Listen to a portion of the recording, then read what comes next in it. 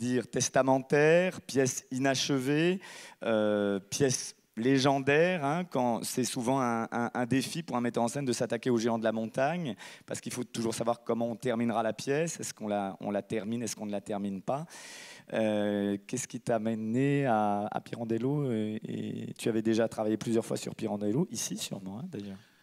Oui, c'est la troisième fois que j'aborde Pirandello. La première fois, c'était ici en 2006, je crois, avec Vêtir ceux qui sont nus, qui était voilà, c'était la première fois que j'osais m'attaquer à Pirandello. Puis après, à la Colline, en 2012, on a créé 6 personnages en quête d'auteur, qui est disons, sa pièce la plus fameuse, la plus connue, celle qui l'a rendue célèbre. Et puis, il y a cette pièce extraordinaire qui s'appelle Les Géants de la Montagne, qui est sa dernière pièce, puisqu'elle n'a pas été terminée, mais qu'il a commencé quand même 8 ans avant sa mort. Hein. Il l'a commencé en 1928 et il ne l'a pas fini en 1936 quand il est mort. C'est intéressant de le savoir, parce que c'est pas comme quand on commence une pièce juste avant de mourir et puis on n'a pas le temps de la finir. Il n'a pas fini la pièce, pas seulement parce qu'il est mort, il n'a pas fini la pièce parce qu'il ne l'a pas finie, parce qu'il ne savait probablement pas comment la finir. Bon, pour autant, elle se développe, la pièce, c'est-à-dire que c'est pas des fragments. Il a d'abord publié un premier acte, puis un deuxième acte, et le problème, c'est qu'il n'a pas écrit le troisième acte. Et c'est dans le troisième acte que devaient figurer les géants de la montagne, ces figures allégoriques que sont ces géants.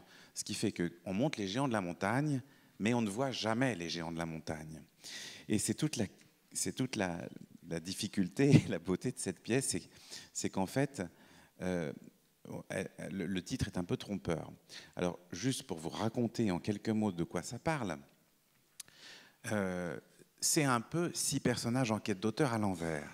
6 personnages en quête d'auteur racontent que débarquent dans un théâtre, Jean-Pierre l'a monté, 6 personnages, je l'ai vu, et d'ailleurs, il y avait un garçon qui s'appelle Laurent Lévy qui était dans ton spectacle et que j'ai engagé dans ce spectacle en souvenir de ton spectacle. Et il y avait Valérie, absolument. Et donc, 6 personnages racontent que des personnages arrivent dans un théâtre et demandent, et en fait ils cherchent un auteur parce que leur auteur les a laissés en plan. Au lieu d'écrire leur histoire, il les a mis au monde dans sa tête, dans son imaginaire, mais il ne les a pas écrits, il ne les a pas construits, il ne les a pas racontés. Et donc, ils cherchent quelqu'un qui pourrait les raconter. Alors, ils arrivent dans un théâtre, ils trouvent des acteurs, ils trouvent un directeur de théâtre qui, lui, n'a jamais écrit de pièce. Et puis, donc, ils demandent qu'on les mette au monde, que ces acteurs les accouchent. Ben, dans Les Géants de la Montagne, c'est un petit peu le contraire. On a des acteurs qui arrivent au milieu de la montagne, en pleine nuit, dans un endroit complètement isolé, une villa isolée, et là, ils rencontrent des personnages.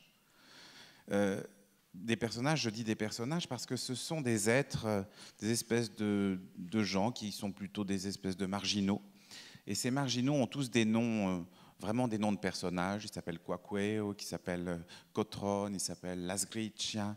Tous des noms qui ne sont pas des noms normaux, des pseudos, quoi, des pseudos de personnages. Et on va s'apercevoir que cette petite communauté s'est en quelque sorte retirée du monde de la société, sous l'impulsion de ce Cotron qui est un magicien, ou en tout cas il se fait appeler le magicien, et c'est aussi une sorte de misanthrope, on peut dire. D'ailleurs, c'est Claude Duparfait qui joue le rôle, qui ici avait joué le misanthrope, Alceste, sous ma direction. C'est pas un hasard.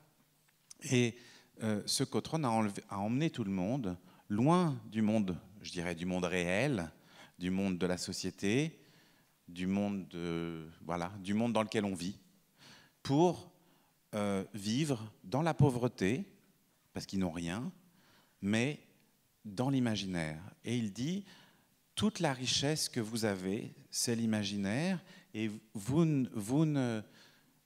d'ailleurs, vous avez tout parce que vous n'avez rien.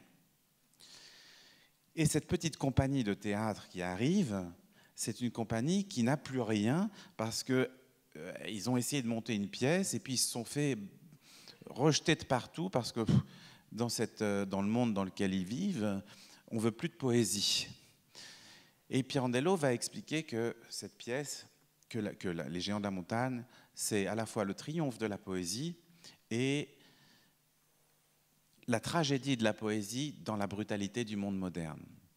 Et donc ces acteurs sont rejetés de partout et ils vont faire cette rencontre de personnages qui, eux, ont décidé de s'exclure du monde. Et la question qui se pose à travers cette pièce, c'est dans une société où c'est de plus en plus difficile de faire entendre autre chose que le profit matériel, ou des sonneries de portable, quel rôle peut avoir la poésie? Quel rôle peut avoir le théâtre? Est-ce que le théâtre est voué à n'avoir aucun impact sur la société? C'est un peu ce que croit Cottrone.